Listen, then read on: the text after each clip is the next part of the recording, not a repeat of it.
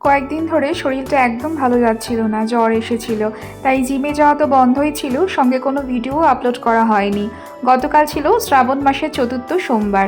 কয়েকদিন ধরেই ঠিক করে রেখেছিলাম শরীরটা একটু ভালো লাগলে এই সোমবার শিব ঠাকুরের পুজোটা অবশ্যই দেব। সকালে দুজনে বেরিয়ে পড়েছিলাম বাজার করতে। প্রথমে রিলায়েন্স স্মার্টে গ্রসারি শপিং করলাম, তারপর পুজোর জন্য একে একে যা দরকার ছিল সব কিছু কিনে নিলাম।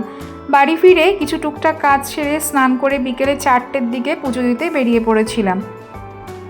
গতকাল প্রথমবার কোচবিহার রাজবাড়ির পাশে এই শিব মন্দিরে পুজো দিতে গিয়েছিলাম।